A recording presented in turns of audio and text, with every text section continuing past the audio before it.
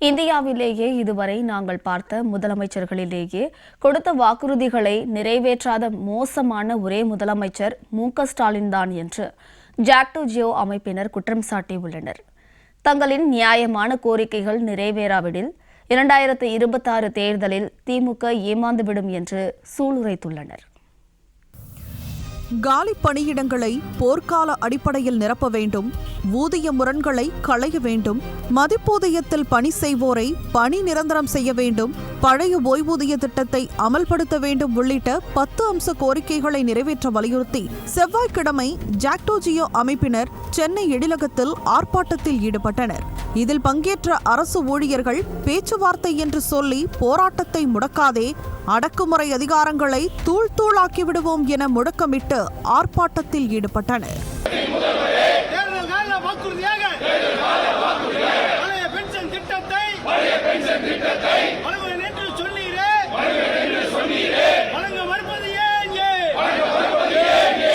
ஆர்ப்பாட்டத்தை தொடர்ந்து செய்தியாளர்களிடம் பேசிய ஜாக்டோ ஜியோ அமைப்பினர், இந்தியாவிலேயே இதுவரை நாங்கள் பார்த்த முதலமைச்சர்களிலேயே கொடுத்த வாக்குறுதிகளை நிறைவேற்றாத மோசமான ஒரே முதலமைச்சர் மு.க.ஸ்டாலின் தான் என குற்றம் சாட்டினர்.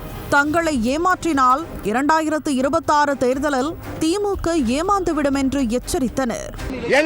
எங்களுடைய கோரிக்கைகளை ஏற்றுக்கொள்ளுங்கள், நியாயமான கோரிக்கைகளை ஏற்றுக்கொள்ளுங்கள், நீங்கள் கொடுத்த வாக்குறுதியை நடைமுறைப்படுத்துங்கள்.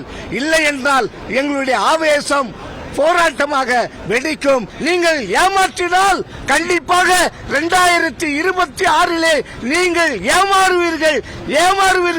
இதை எழுதி வைத்துக் கொள்ளுங்கள். 4 ஆண்டு கால அவகாசம் கொடுத்தும் தற்போது அரசு 4 வாரம் அவகாசம் கேட்பது என்பது தங்களின் போராட்ட உணர்வை மழுங்கடித்து தங்களை பிளவுபடுத்தும் தவறான போக்கை அரசு கடைபிடித்து வருவதாகவும் ஜாக்டோ ஜியோ அமைப்பினர் குற்றம் சாட்டினர். அடுத்த கட்ட போராட்டம் முழு நேர வேலைநிறுத்த போராட்டமாக நடைபெறும் என அறிவித்த நிலையில் ஜாக்டோ ஜியோவின் மற்றொரு ஒருங்கிணைப்பாளர் காந்திராஜ் அடுத்த கட்ட போராட்டம் குறித்து ஜாக்டோ ஜியோவின் உயர்நிலைக்குழு கூடி ஆலோசித்து முடிவெடுப்போம் என கூறினார்.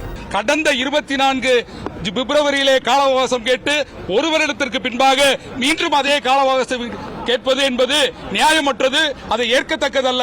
அதனால ஜாக்டோ ஜியோ சார்பாக இந்த கால அவகாசம் கேட்பதை நாங்கள் வன்மையாக கண்டிப்பதோடு உடனடியாக இந்த அரசு எங்களது முக்கியமான வாழ்வாதார கோரிக்கையான பழைய பென்ஷன் திட்டத்தை மீண்டும் வழங்க வேண்டும் என்ற ஒற்றை கோரிக்கையோடு தேர்தல் கால அறிக்கையில் கொடுத்த பழைய பென்ஷன் திட்டத்தை மீண்டும் அறிவிக்கணும் என்று கேட்டுக்கொள்கிறோம். அடுத்த கட்ட நடவடிக்கையை பொறுத்தளவு மீண்டும் ஒருங்கிணைப்பாளர்கள் கூடி அடுத்த கட்ட நடவடிக்கை முடிவெடுப்போம் என்று தெரிவித்துக் கொள்கிறேன். தொடர்ந்து 4 ஆண்டுகளாக கோரிக்கைகளை வலியுறுத்தி வரும் ஜாக்டோ ஜியோ அமைப்பினரின் நியாயமான கோரிக்கைகளுக்கு விளம்பர திமுக அரசு செவி சாய்க்குமா என்பதை பொறுத்திருந்து பார்க்கலாம்.